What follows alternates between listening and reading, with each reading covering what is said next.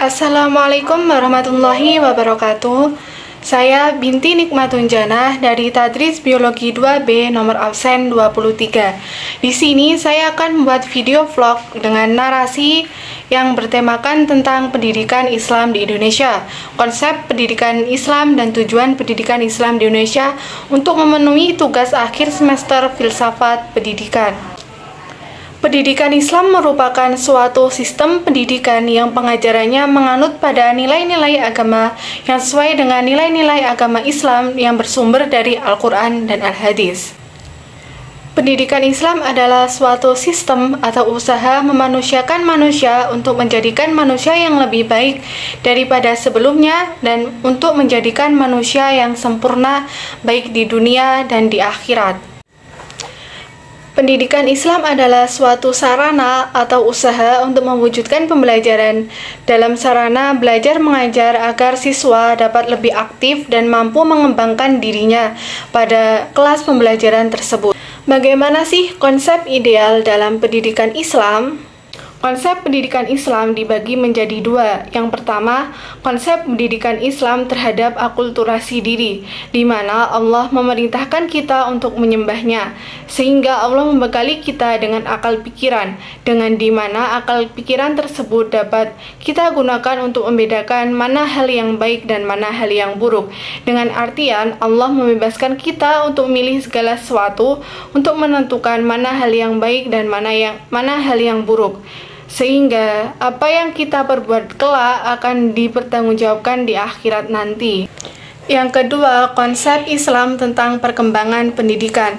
Islam meletakkan segala suatu perkara dalam posisi alamiah, memandang seluruh aspek perkembangan sebagai sarana untuk mewujudkan diri terhadap ketaatan kepada Allah SWT, serta aplikasi keadilan dan syariat Allah dalam kehidupan sehari-hari.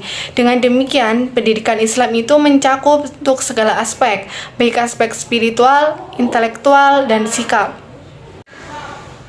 Yang kedua, tujuan pendidikan Islam. Pada dasarnya, tujuan pendidikan Islam adalah kesempurnaan manusia baik di dunia dan di akhirat. Di mana ketika manusia ingin memiliki kesempurnaan di dunia, maka kita memerlukan ilmu-ilmu pengetahuan. Dan jika kita ingin memiliki kesempurnaan di akhirat, maka kita memerlukan ilmu-ilmu agama yang sesuai dengan Al-Quran dan Al-Hadis.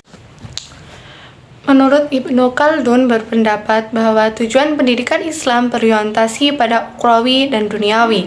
Pendidikan Islam harus membentuk manusia seorang hamba yang taat kepada Allah dan membentuk manusia yang mampu menghadapi segala bentuk dalam dua segi, yaitu bentuk insan sempurna yang bertujuan mendekatkan diri kepada Allah SWT dan menuju kebahagiaan baik di dunia maupun di akhirat. Dan yang ketiga, penyebab kurang majunya pendidikan Islam di Indonesia. Yang pertama, berlebihannya filsafat pendidikan yang bersifat sufistik. Kehidupan sufi berkembang dengan cepat. Keadaan umat yang frustasi menyebabkan kembali pada Tuhan, dalam arti bersatu dengan Tuhan, sebagaimana yang diujarkan oleh para sufi di setiap madrasah ajarkan tentang ajaran-ajaran sufisme, sehingga di dalam madrasah hanya ada ilmu-ilmu agama, sedangkan ilmu-ilmu lainnya tidak termasuk dalam pengajaran. Yang kedua, sedikitnya kurikulum dalam Islam. Pada madrasah-madrasah, pengajaran umumnya pada ilmu-ilmu keagamaan, seperti ilmu-ilmu murni, yaitu tafsir, hadis, usul fikih, kalam, dan lainnya, sehingga mulailah tertinggal karena penyempitan kurikulum pada masa itu. Pada beberapa madrasah tertentu, ilmu kalam dicurigai, yang telah lebih difokuskan kepada ilmu yang bertujuan mendekatkan diri kepada Allah, dan juga materi yang ada banyak, sedangkan waktu yang diberikan untuk mempelajari hanya sedikit, sehingga para pelajar tidak terlalu paham terhadap suatu ilmu-ilmu tersebut. Yang ketiga, tertutupnya pintu ijtihad.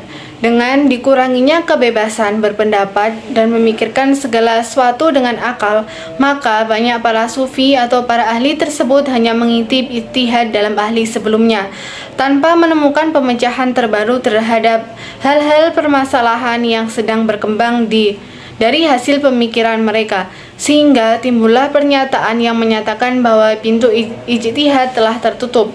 Melihat hal-hal tersebut, maka jelaslah Islam mengalami masa kemunduran terutama dalam bidang pendidikan. Sekian materi yang dapat saya sampaikan. Jika ada salah kata atau kurang tepatnya, saya mohon maaf sebesar-besarnya. Wassalamualaikum warahmatullahi wabarakatuh.